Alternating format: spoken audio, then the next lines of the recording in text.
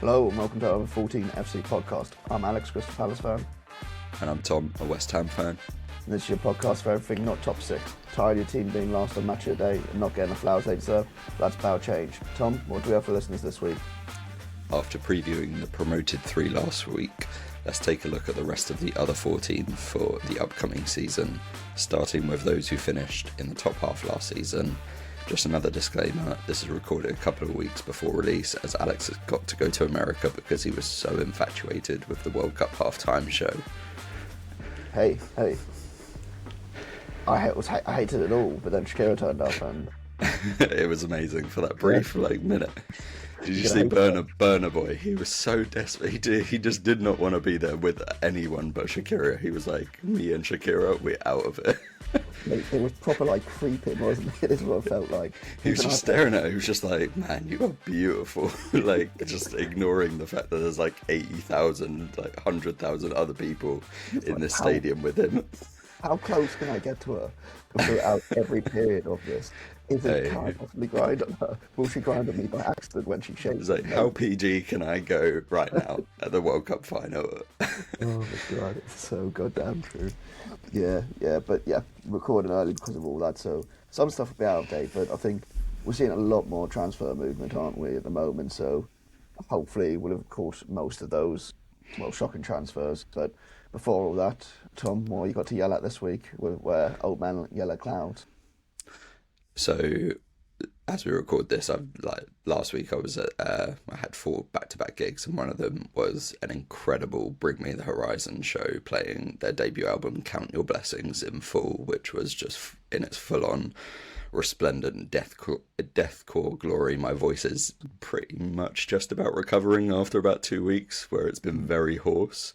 Do we need to change the section to Tom's music reviews? Is this what you're trying to do? Because I'm trying to start a podcast where he reviews music as well now. He's trying to... Hey, if anyone wants to start a podcast about music with me, let me know. No, this is... And I just come on to say, I love the city of Manchester. It's great.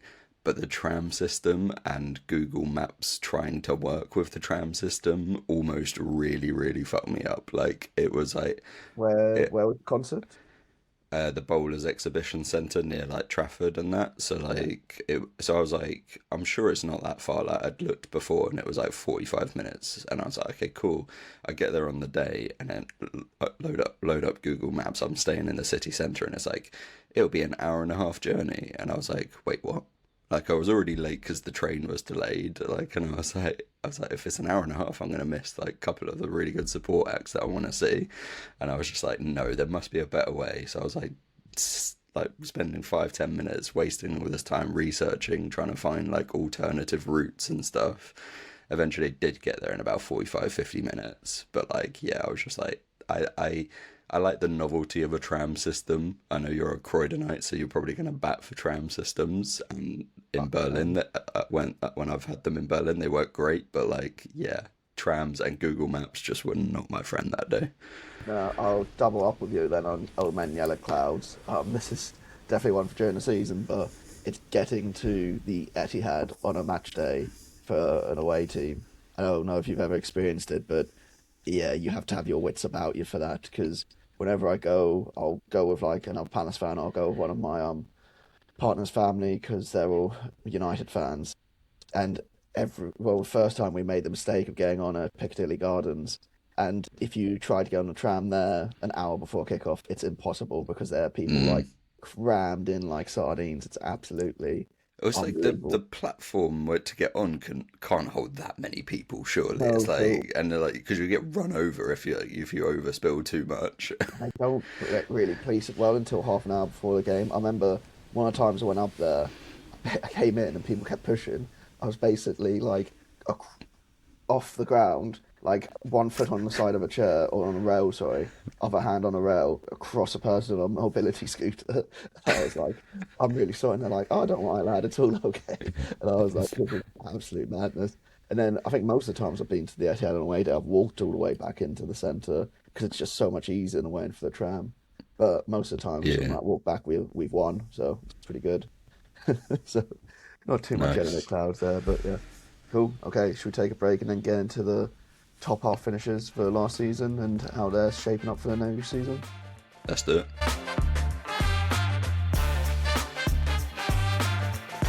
And we're back. So I guess we're starting with Aston Villa. So my quick take on Aston Villa before we get going is it's gonna be a hard season to top, really, ain't it? Let's be honest. For sure, for sure. I mean, finishing fourth and winning the Europa League, that crowning moment of all of Unai Emery and Villa's hard work over the last few years, that Europa League glory. But you get the reward of Champions League nights. So whilst it's going to be difficult to maintain to finish in the top four again. They showed last time they were in the Champions League. They took the eventual winners PSG right to the wire.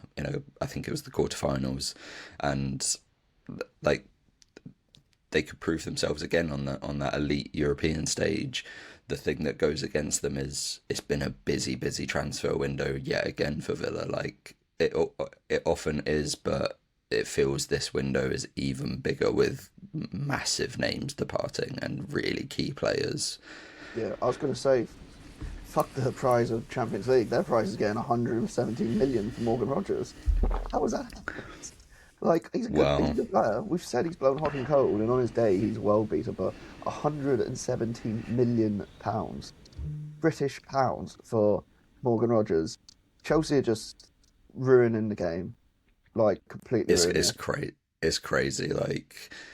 Like Villa are I think they're the only British team to have sold two players for over 100 million now, and like Jack Grealish was a much more consistently better player than Morgan Rogers has been. Like we've said so many times that we like Morgan Rogers as a player.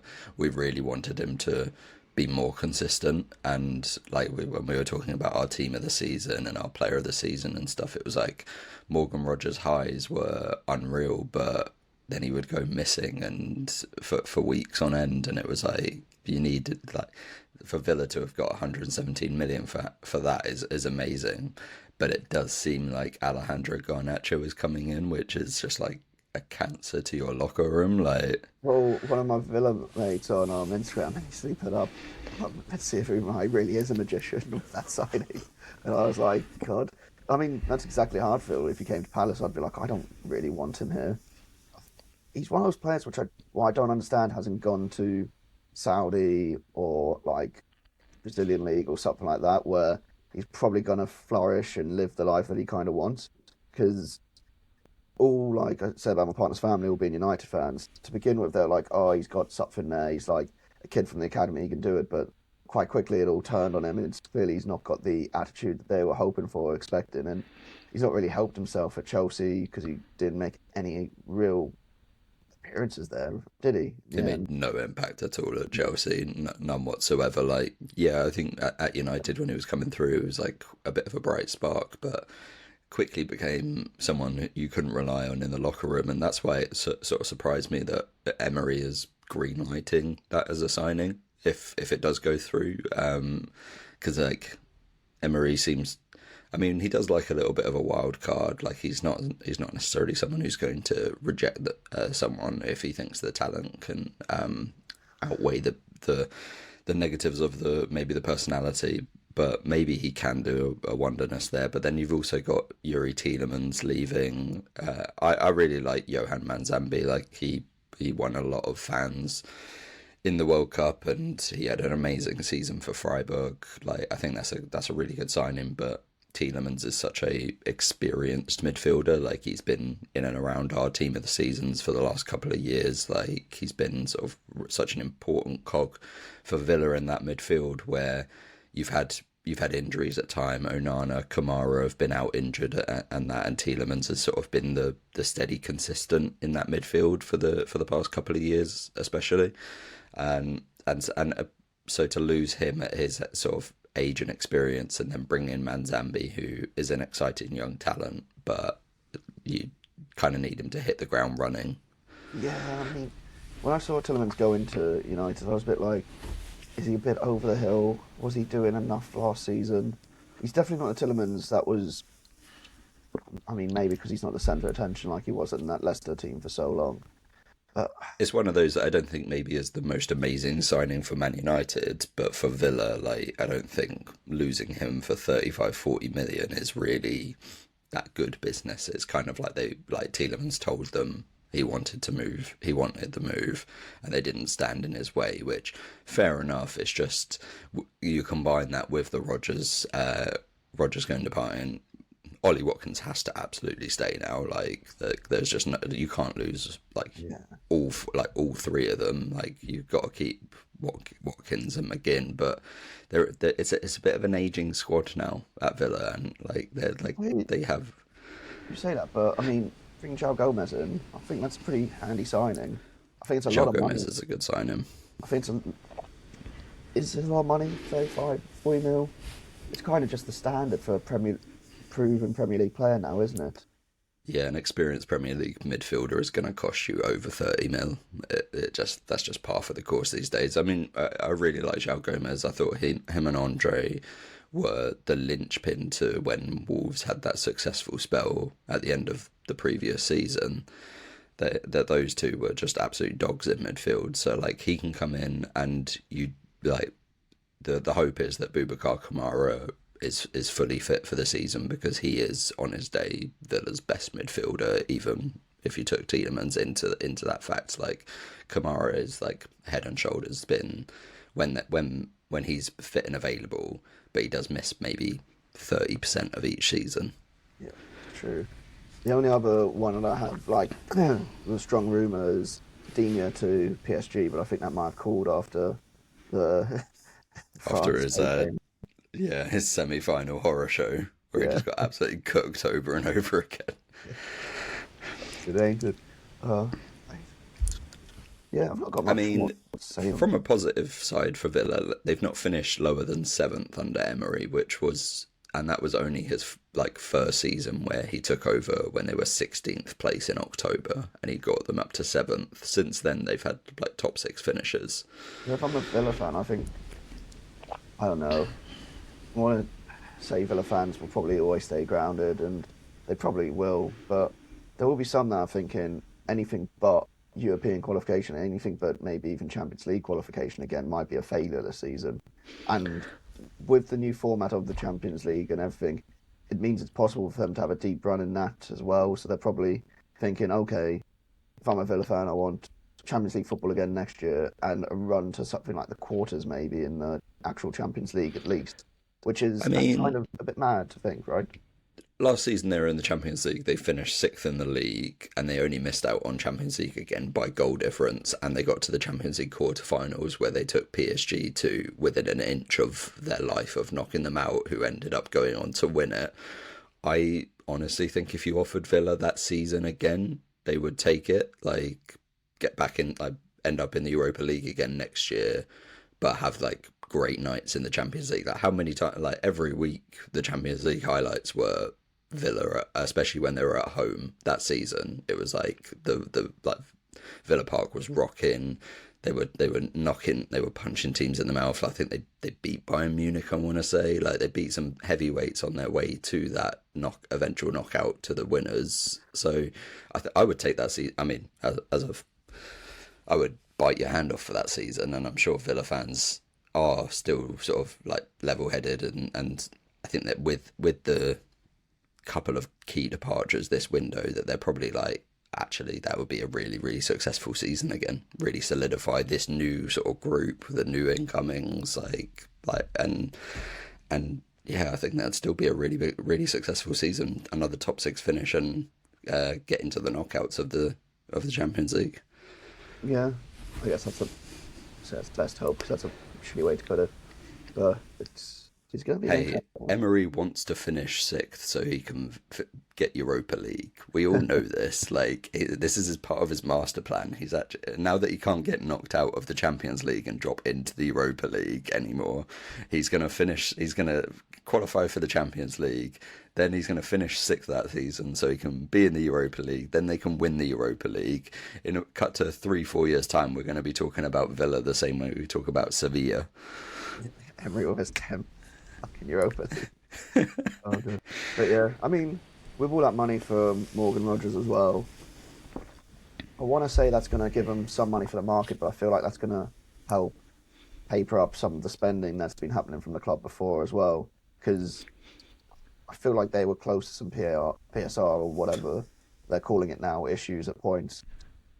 I mean, neither of us are close enough to football finances or have the mathematics brains to understand them to their full extent. But we know Villa have been sort of navigating this tightrope over the last few years of ins and outs. You saw last year with getting Doniel Marlon off the books and bringing Leon Bailey back and it's like that Villa have been managing this like for the last few years, that I wonder whether like it'd be interesting to see whether that like they get the full 150 mil from Morgan Rogers and Tielemans. Obviously they spent some of it already, or whether they can spend that full thing, or whether it's like a bit diminished to sort of balance the books kind of thing. Yeah, I mean, at the midfield, I think they've reinvested really well in. I'd be sort of interested to see how they do with the forward line, and if they can maybe, yeah, bring in someone better than Garnacho. Yeah, it's going to be an interesting one. But yeah, I think that's everything I've got to say on Villa. Should we move on to Bournemouth? Just to give I've got a one to watch for all of these. Okay. So it would be Manzambi. Now that he's signing in the door, like I think we all saw how good he was in the World Cup, and were surprised that he didn't play more for Switzerland. And he was one of the young bright talents in the Bundesliga last season, and a massive reason that Freiburg even got to that Europa League final where they got dismissed by Villa. Yeah. I've not got too much hope for him for some reason. I don't know why. I'm just a bit worried for him. I think it's a lot of money for someone I think first year in the Premier League will struggle quite a bit. Maybe come good after that, but prove me wrong. Prove me wrong. But the Oracle has spoken. Anyway, let's move on to Bournemouth. And I want to start with your love boy, Alex Scott, wants out. He wants shot. How's that making you feel? You've been crying into your pillow the last few weeks. No, I mean, I'm not surprised. I honestly thought he would go this summer. Like I thought there'd be some Premier League giants in for him, and I think obviously we might release this in a couple of weeks, and it might sound completely wrong, but I think that Bournemouth are going to keep him this summer. I know he's got 2 years left on his contract. They might just be like, right, we'll keep you for another season. If you're not going to sign a new contract with a revised release clause in, then we'll sell you next summer at what will probably be a discounted rate, because he'll only have a year left on his contract. But No, yeah, mate, he's going to sit down in training. That's what he's going to be doing.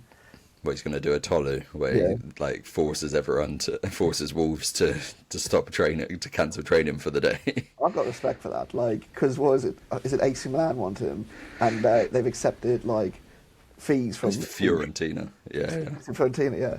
And they've accepted bids from what I think a Saudi team and some other shit team. And he's like, Turkey. Yeah, Turkey. they're like, no, you can go to Turkey. he's like, no, give me Fiorentina, give me Italy. Rated. No, I don't think Alex Scott will do that. I think he's a solid professional. But I mean, it's a big summer of change for Bournemouth. I can see why Scott was like, this might be the time for me to leave, with Iraola out the door now, and Marco Rose taking steads. Like, historically, Marco Rosa has done really well in his first season, and then sort of struggles in season 2 and then 3 for Leipzig. Like, I don't know really what it is. Like, he was kind of like a bit of an anomaly at Dortmund, where he only had a season, which is quite rare for Dortmund managers to only last a season. And he was like, you could see what he was trying to do, but they were way too open at the back, and weren't playing particularly well, like particularly nice football sort of thing. And so it just didn't really ever click with Dortmund. And even though he won the Pokal, the cup, but he had Haaland, he had Bellingham, he had Sancho in that team sort of thing. So like he had Dortmund's best talents of the last 10 years. He's come in at Bournemouth, and he's got a wealth of talent to deal with. It's a young squad. I expect most of them to stick around. I think like Semenyo was the big departure of the last year. Ryan's pretty much said he wants at least one more season at Bournemouth. I think Scott would maybe be the only other one that would really get a look at seeing whether someone comes in for him. But I think the bigger, like the top six sort of teams, are maybe a little bit put off by the transfer fee, like 80 plus million that Bournemouth would demand, and are maybe looking elsewhere. But outside of that, I don't think there's not too many places in the squad, like starting 11 wise, that he's gonna really have to replace. Like right back was like the one thing that I was like, or maybe a centre back with Senesi leaving, like I was like sort of clutching at straws, trying to find like where do Bournemouth really need to focus this transfer window and bring in players. But it's a pretty good squad, and Bournemouth have planned well for it. Like I don't see their top scorer Junior Krupi leaving this summer. I think he'll stick around for at least one more season. Yeah, I think he's probably a bit too young to be leaving just yet, if that makes sense. But I feel like this Bournemouth one's very similar to Palace, obviously, with a new coach coming in, unproven in the Premier League. It's one of those where I'm a Bournemouth fan. I'm hoping he hits the ground running. One thing he's had a lot of time with the squad, which is good. He's going to have that full pre-season to get his ideas through. But how much is he coming into a Dortmund system here? Or how much is he coming into like a Red Bull system here? Because he's one of those made in the form of a Red Bull coach, right? Yeah. Yeah, he cut his teeth at Red Bull Salzburg before heading into the Bundesliga and eventually ending up with Leipzig. And you watching a lot of Bundesliga, is he one of those? Is he a manager that you think will be able to change for the Premier League if needed, or is he going to be rigid with that system? It has to be this and nothing else. Well, I see a bit of similarities. Like Iraola has said multiple times that his actual more of his football philosophy comes from German football than it does Spanish football. So there is an intrinsic sort of like a little link between Marco Rosa, sort of the Red Bull system, and Iraola, but not like a tangible link, but it does exist in sort of like the ethos there. So, and like you look at the way Bournemouth played last year with like pressing football, wanting to get like sort of from front to back really quickly. Like they weren't ponderous on the ball like that. Like those are sort of staples of German football, is like high pressing and then also counter attacking really fast. Like that's why I really enjoy watching the Bundesliga. I think it's a lot of like back and forth. Like there's not as much midfield possession sort of thing, round the back type of football, which exactly, yeah. It's like old school Premier League rather than the nonsense we're watching now. Exactly, yeah. I mean, my one big question for Bournemouth would be, can Evan Nilsson recover his form? Like, it was just 6 league goals last season, and I don't think he was bad necessarily, but he definitely missed some chances that he would have put away the season before when he had a better record, and I think was able to sniff out the goal a little bit better. Like, I think that would be my one question. That would be my one question, and then my second question would be, how do they deal with the Europa League commitments? Like the squad depth in defence and midfield is where I have questions. That's it, isn't it? Like, once again, not want to bring it back to Palace every time, but European football makes such a massive difference because you need 2 players in almost every position, and push comes to shove, your league form's eventually going to dip because of it if you haven't. We saw at our end where those last few games before the final and semis, we were losing games 3-0, like literally to Bournemouth. We went there and got absolutely battered. Yes, Senesi was a diving prick, but we got absolutely battered there in the first half.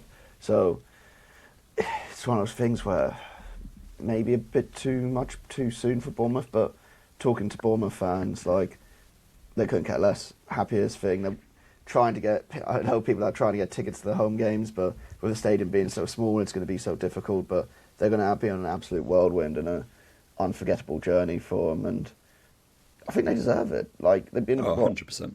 been a Premier League stonewall for quite a bit of time now. After getting relegated 4, 5, 6 years ago now, is it? Yeah, about that. Yeah, and good to them. I mean, I think they need a couple more signings though. I know you're saying they have a good first team, and it's good having a first squad, but what are they going to do if Krupi gets injured? What are they going to do, like, if I mean, Alex for Scott... me, it's the midfield. Like, if you lose one of Alex Scott or Tyler Adams, like the replacements coming in aren't particularly thrilling, sort of thing. Like that's like, and then in defence, you've lost Senesi. Diakite didn't come in and really nail down that position next to Senesi. Like James Hill played at towards the end of the season. Alex Jimenez has had to go off to Italy because he's under investigation in this country. Wait, is he left now? Because I thought He's at Fiorentina now. No, is he? I thought he was just on loan there. Is it all done? I think it's a loan with an obligation to buy at the end of the season. Yeah. Did I tell you my story about that? I don't know how good this should be for the podcast, but the mate from work's son's favourite player was Alex Jimenez, and he was playing. They were going to Fulham away, literally just before the news broke, and his son had written a sign saying, "Alex Jimenez, can I have your shirt?" Ooh. It's just like, I was talking to me. He's like, "How do I explain to my son that he can't take that sign anymore?" Oh man, that is unfortunate. How unfortunate is that? That is so bad. Well, kid, you're about to learn a life lesson here that some people are scumbags. Yeah, nice. My one to watch for Bournemouth. I know you're going to laugh at this. I'd be curious to see what Gannon Doak does this season because they signed him for 20 mil.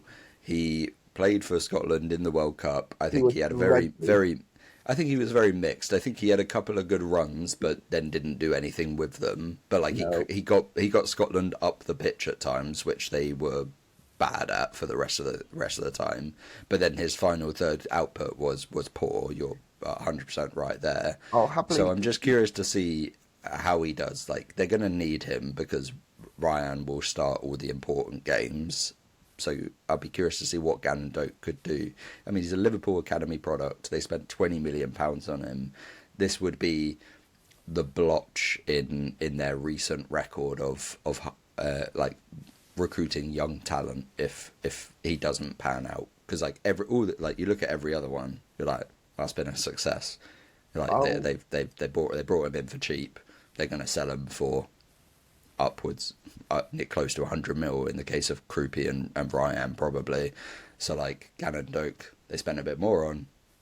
He might not pan out. So I'm curious to see because he was injured so much last year.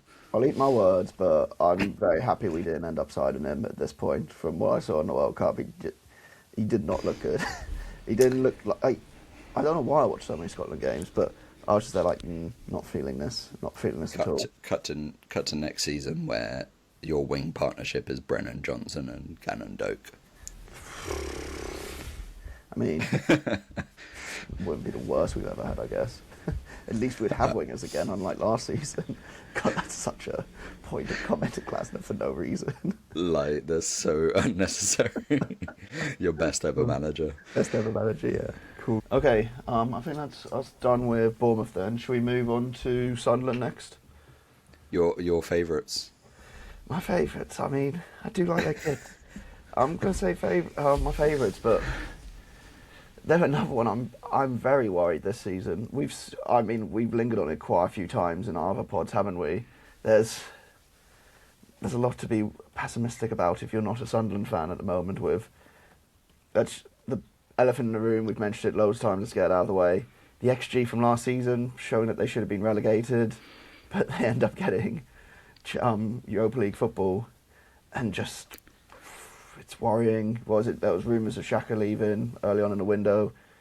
If they lose him, that would be a big one. I don't think it's going to happen now. I feel like that was just a bit of hearsay here and there. Yeah, I think Sunderland dug their heels in, and losing Xhaka is just a complete non-starter for me. Like, his leadership boosts the youth around him. Like, we've touched on it so many times, that how well they complemented his experience with legs and energy and young talents that have resale value, whereas he they would end up, the derisory bid that came in from Chelsea, like he would end up losing them money, and it just made no sense for them, like as a team, as a club. Like it just didn't, like, it made no sense for them at all. So that's a complete non-starter for me. Cut to we release this and he's gone. But But then the thing with them is are they going to have the finances to be able to? I guess but Europa League football isn't a money war chest that Champions League football is it? And they made so many signings last when they came up. Like, are they going to have the ability to be able to make a load more new signings to pad out the team? Because they're another one where the first squad's probably good enough once again, but are the people below that first squad really going to do enough for them to be able to fight on both fronts? well, they sold their third choice striker last year, Maenda, to for like 15 mil, maybe 20 mil. Like they got a decent chunk for him. Like, yeah, That's a lot more. it's a tough one. It's hard, ain't it? Like, I mean, they are massive regression candidates. Like as much as we've given Sunderland their props over the last year, and we were absolutely had egg in our face after predicting them to go down last year. You just you mentioned it, the XG that had them in the relegation spot last year. Just how many close games that they came out on top of. Like how many 1-0, 2-1s will be like. Sunderland managed to find a way. That home crowd got them over the line. Like they really, like, they took their chances, and Roofs saved 3 or 4 absolute golden chances. How many times did we say that in matches last year? Like, well, he all the won time. them about 15 points. A ridiculous number to say, but like you say, with the tight ones, where it's 1-0, 2-0 here and there, it's not just draws he was winning. I mean, he was winning actual games with like massive saves. So it takes a few of them to go. It takes his form to dip a little bit. Can he play both? Well, I mean, Dean Henderson kind of did, but could you play both Premier League and Europa League games back to back? I think as a keeper, you're all right. But like, yeah, like the midfield, like Granit Xhaka can't play every game this season, surely. Like, and then it's like, right, okay, you can cover that up maybe in the early part of the Europa League, but then once it starts to get to the knockouts, which I expect Sunderland to get into, like I think I think we'll see the English teams go far in the new format of Europe every year. Yeah, like I do wonder if it's one of those that, like, similar to Palace, they end up going, we're enjoying this European journey so much. It's kind of like, as long as we stay up in the Premier League, like we can kind of it doesn't really matter if we finish 13th. Like as long as we finish 17th, like that is all that matters. But the thing is, you need to get off to a good start to be able to do that. Well, that's the thing you did, right? Yeah, that's the thing I'm worried about this season, and I would be worried about if I'm a Bournemouth or Sunderland fan. It's like, if I want to go enjoy this, we need to have points in the bank come November to be able to be like, okay, we have this bit of a cushion. We probably need 5-6 more wins, and we'll stay up. Well, maybe not even that. Probably 3-4 more wins, and we'll stay up.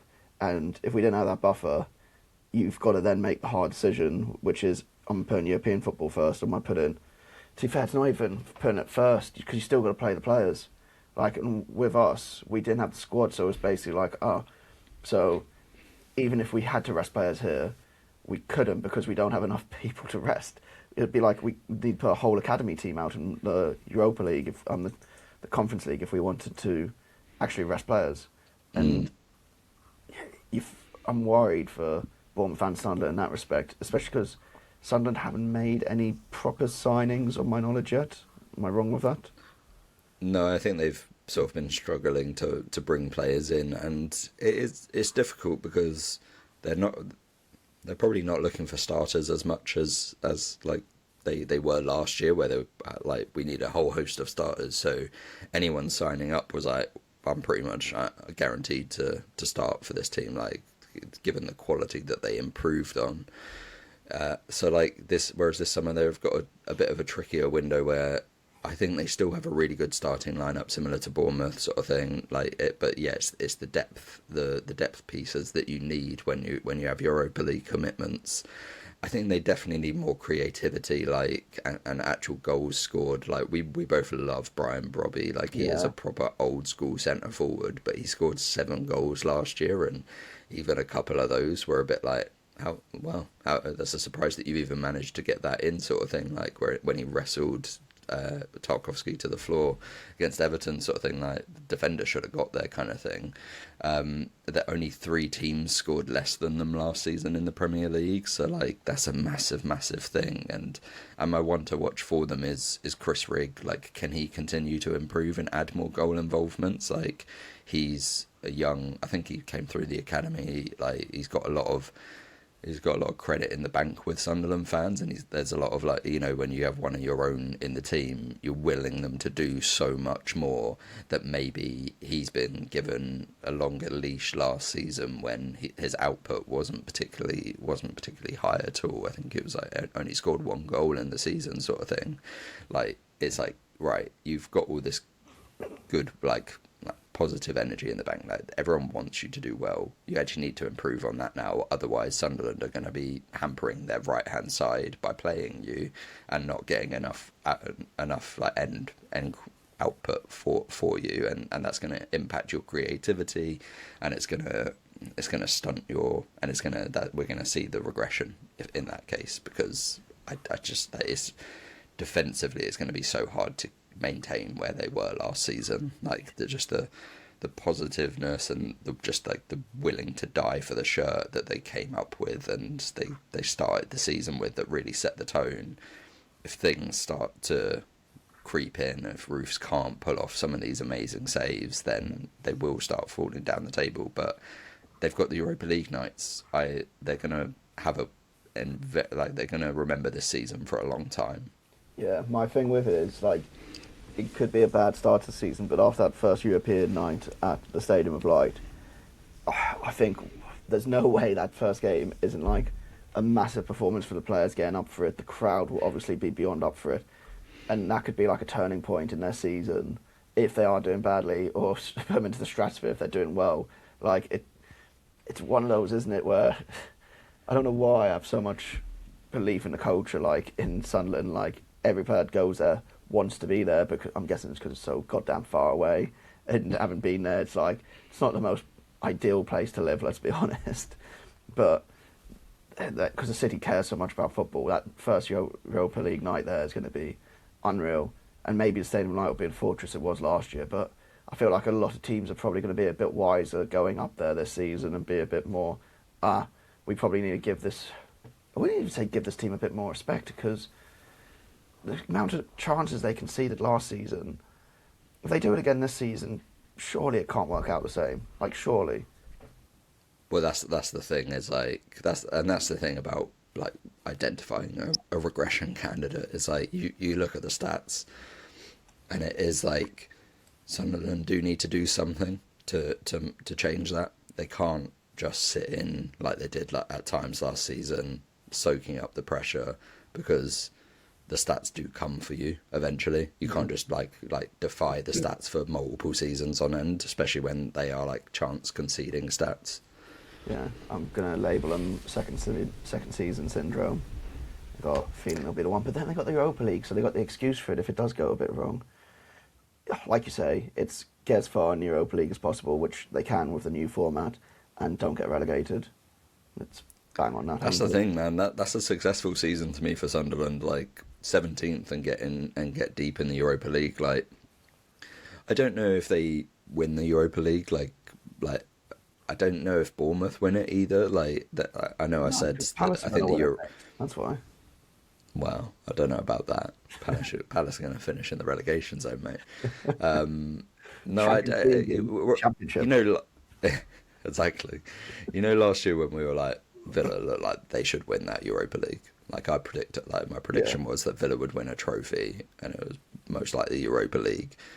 I think the English teams will go deep in it, but it's different this time. Bournemouth, Sunderland are newbies. Like, Crystal Palace have never played in the Europa League. Like, these 3 teams, they haven't been in European competition for the last few years. Like, obviously Palace have a season of Europe behind them, but then they've got a new manager, sort of thing. So, like, it's not like last year where Villa were in Champions League or Europa League for the last couple of seasons, sort of thing. Like they were sort of primed for a European competition, whereas these three, it's new water for them. So it's massively exciting. But you know, we don't know how it's going to pan out. Yeah, I don't remember who was in the Europa League last year. Just looking at the final, like quarterfinals, final now, the teams in the Europa League this year do seem I mean, they're not the giants they once were, but you got teams like Juventus, Bayer Leverkusen, Marseille, Milan, Real Sociedad, Rennes, and you're just there a bit like Benfica in the second round of qualifying even at the moment. Like, Yeah. it feels like there's stronger teams there, but they may have all been in there last year and just had dreadful campaigns, I'm guessing. But it doesn't feel like it's going to be two Premier League teams, Freiburg, and who was the other one? Oh, it was three Premier League teams and Freiburg in the semi-finals last year, wasn't it? Yeah. No, it wasn't three, was it? Was it two? Yeah, because Villa and Villa Forest. Forest played each other. And Oh no, it wasn't. No. Who did Freiburg play to get through? Shows how much we care Testing my about. knowledge. So how much we cared about the Europa League last year for non-English teams. Who was it? 2 seconds. Bit of dead air. Researching. Dead air. Dead air. Braga. Braga. I mean, if it's not going to be a level of those four teams in the quarterfinals, semi-finals again this year. Let's be honest. You wouldn't think so. Like a couple of big teams did get knocked out along the way there, but the names you've listed off, there are a few bigger teams I think in this season's competition that like I would expect to go far, sort of thing. But I think Sunderland and Bournemouth will at least get to the quarterfinals. Yeah. I mean, that league format makes me expect more from my team getting further in it as well, which is probably dangerous. But you basically have to win one game and you're into the knockout, into some form of knockout stage. But anyway, Basically. That's enough for Sunderland. Who do you want to move on to next? Your favourite other team, the Seagulls. The Seagulls, who have what could be the worst season ever ahead of them. I'm so excited. I'm so excited. Why you say this? Because if they don't win the Conference League, they're losers. Oh, okay, fair enough. Losers. Can you imagine having to win? Sorry, Brighton fans, that did tickle me. Imagine having to win a European trophy because your biggest rivals won it the year before. It's just Don't air quote your biggest rivals like they're it's a not one way system. Yeah, they're not my biggest rivals. It'll always be Charlton for me. But it's just beautiful. But even if they do win it, it just puts them on par. Not even on par with us. It's just like, oh, well done. We did that last year. Well done. You won the easiest European trophy there is to win. Hard when Palace won it, but it's easy for you guys now. It's just Was it hard when Palace won it? Yeah. Yeah, exactly. It's just it's so good. It's so good. But I mean, they will win it, right? Like, but yeah. it is interesting that you say that because like they have to win it. Like, yeah, it's simple as that. If West Ham and Palace can win it, Brighton, who have got, so everyone loves Brighton so much, and they like, I think they've pulled Spurs' pants down. By the way, getting Vuskovic for Van Hecke for less money. Like, Vuskovic is a better player than Van Hecke and will be miles better than him in a couple of years. I mean, I said that when in one of the recent pods where I said how they got that much money for Van Hecke. It's just Spurs willing to give dreadful clubs a load of money. Yeah. That's very pointed. Mate, I'll take it. No one else was giving us 85 mil straight up for Fernandes. Thanks, Tottenham. Yeah, what, you getting 110 mil for Crescent? What's it? 68 mil for Somerville. Yeah, you liking that oil money? Yeah. Thank you, Saudi. I'll wave the little Saudi flag. Like, yes, thank you, overlords, for giving me. Thank you for the extra 20 mil that no one else was bidding for. That would do nicely. Thanks. Did any bids come in for him at all, apart from that? Roma were like inching up to like 50. They were like, "Well, we'll give you 47 plus add-ons," and then Al Hilal were just like, "Hits 80 million euros." Yeah, I'll panic there, and they're like, "Oh, we got to put all the money towards it now. Maybe 100 now." Mate, it's not confirmed yet at the time of recording, so I'm still hoping it gets over the line so that we get that money.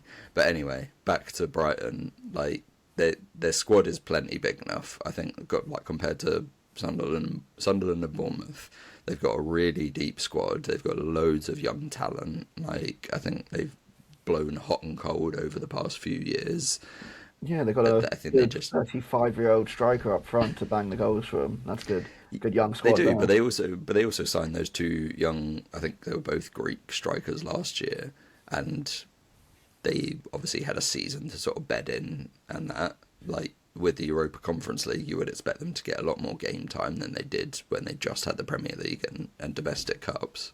Not when they get knocked out before the end of the league phase somehow. And also Greek strikers. Come on, I'm Greek. I've watched enough Greek football with my tie. Ship them back. Ship them back. Useless. Mate, but like, yeah, I mean, they do like.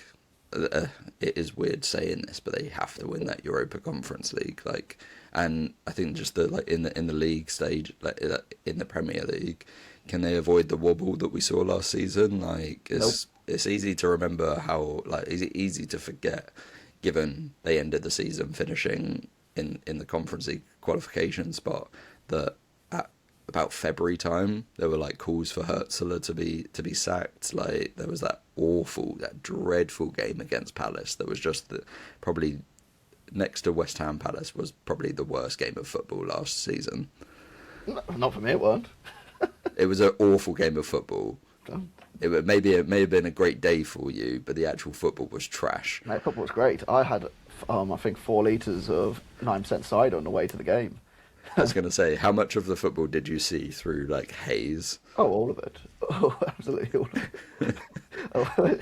Yeah, it was brilliant. It was absolutely 2 wins on the bounce there. I mean, make it 3 this year. Bang, let's go. It's supposed to be a Brighton preview, and you just turned it on Palace.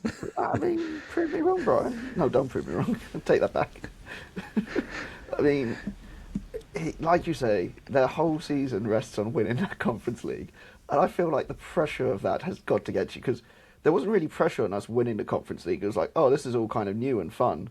Whereas for them, it's like, you have to win this, or... I think it got to the end of it, and it was like, Palace should win this. And then, like, the final, I think Palace should win this. And I think they didn't play to their fullest extent in the final, and they maybe had a little bit of jitters in front of goal. But, like, it wasn't at the start of the season. Like, well, it kind of was, but it wasn't as much pressure because... It wasn't like your rivals won it the season before. Yeah, we didn't know what we were going in for. We didn't know how we'd handle it all. I don't think we handled it particularly well, but we still won it. Whereas Brighton, first game out, it's like, pressure's on here. If we don't perform against AK Larnaca, who are a bastard club to play, as we found out 3 times, we've seen the fans turn on the manager straight away down there. They're like, he literally brought up already, calls to sack him in it. You don't know what you're doing when they lost against us. That might be happening again against AK Larnaca, because I think they're in that bastard competition all over again. Probably they're always in that competition. We played them as well.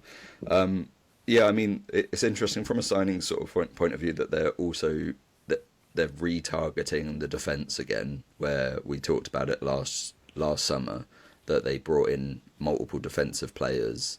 And kind of none of them worked. Like maybe De Kuiper worked, but like Coppola is back in Italy, I think. Like they've obviously brought in Vuskovic, brought in another. I think they brought in Pascal Struijk from Leeds as well. So like because they have to move on from Lewis Dunk, right? May Lewis Dunk. I can't wait for a Lewis Dunk hate picture. When I don't know if you know about these, but there's so many times against Palace where there's like a picture of Lewis Dunk on the floor with a Palace player running away celebrating, and it's just, I hope there's one if they get to the final, I hope there's one in the Conference League final, and Monaco are like putting a goal past him and he's on the floor crying. It'd just be, and retires after that. It'd be glorious. Absolutely. Sorry, glorious. Brighton fans. I tried to make this positive, but Alex has let his demeanour get to us. It's fun though, ain't it? It's all a bit of I fun. mean, my one to watch would be Vuskovic. Like I think like he played so well for Hamburg last year, got on the end of loads of corners as well. Like pitched in at both ends with defensive tackles and goal contributions. He is like showed his insane quality. Like he's destined for big things, I think. Yeah, I mean, like you started this, it's mad for Spurs to just chuck him away for 25 mil when, yeah, when you obviously need to get a player like that time. But it's very Spurs. What can we say? Let's not pull too much of that But thread. let's see, Brighton. You've got to win the Europa Conference League for a successful season. Imagine they get knocked out and Palace win and they're in the Champions League. Kiss. Sorry, Brian. And then lastly, for our top half finishers, we have Brentford, where they finished ninth last season, and our Brazilian catfish, Igor Thiago, scored 22 goals. Calling it Michu, one season wonder stuff. Ooh. I can't. He can't keep bagging. He can't. He Can't can't get keep away. doing this.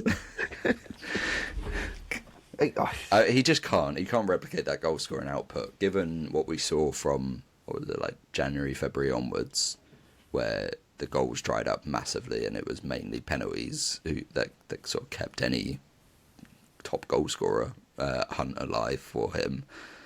I just don't see him replicating that, and also I know we talked about it, but like it was a disappointing end to the season for Brentford. They were in pole position for a European finish, like they were in pole position for a Europa League finish at one point. There was even talks of maybe they could sneak into the Champions League. For wasn't there? I them to remember that. That like was mad. like for them to drop to ninth and have no European football next season. One, you look at it, we've talked about it multiple times with the teams above. That might be a positive. It might not, like they might be in the best place position to finish in a Europa League in a European spot next season because they won't have the European commitments. I don't think they'll have too many ins and outs sort of thing. So they'll be sort of like they should be primed to go again. But if Igor Thiago can't replicate that goal scoring form, then you're going to need other players to step up. They've brought in Jaden Anthony and Callum Wilson as sort of forward reinforcements. Well, Neither of those really excite me. Weird signings, I thought. But what do I know? Brentford had their model, I guess. Do you know what I mean? Like, I mean, Callum Wilson doesn't fit the model, I know he doesn't fit but the model, but you got to feel like they're not going to be making rash decisions they've not really thought about because it's Brentford at the end of the day. Like, it, yeah, for sure. I mean, like the Jaden Anthony thing, like we talked about him last summer and was like, he had a great season in the Championship. He needs to. This is his time to prove it in the Premier League, and I don't necessarily think he did prove it. But then also, you look at, all right, it's a Burnley team who struggled to create chances, struggled to get up the pitch in areas where Anthony could really be effective. Maybe like Brentford are smarter than me. Maybe they have they've seen enough in the data and in the avail like that if like that he could be a rotation piece with Sharda, because the one thing about Sharda is he's hot and cold as well. yeah, There are times where Sharda is like one of the best wide forwards in the league, and then there are weeks where he goes missing, sort of thing. So it's like, all right, when he goes missing, bring Jaden Anthony in, but then it's kind of like two. Alex's friend's dog just came into shot and it started licking his beard. It's getting gross now. wait till you start One picking like, mandibles. save that for after dark. Yeah, like like it's like, right, can Jaden Anthony work when when he fires, when Sharda's like not firing, or the other way around, sort of thing. Like it's a bit of a gamble on that front, but at least then you've got two players who are decent enough. It's less of a gamble with Jane Anthony, I think, because that he will surely fit that Brentford style of play. Do you know what I mean? He Yeah, kind of I mean fits he's in, quite a like, similar player to Sharda. yeah, it's literally like bang, we'll get you on the break, and he's got the pace. He had some of the finishing last season, but like you say, probably not enough chances for it. That feels like it's a good signing. Callum Wilson one, it's hard to make sense. Hard to make sense of.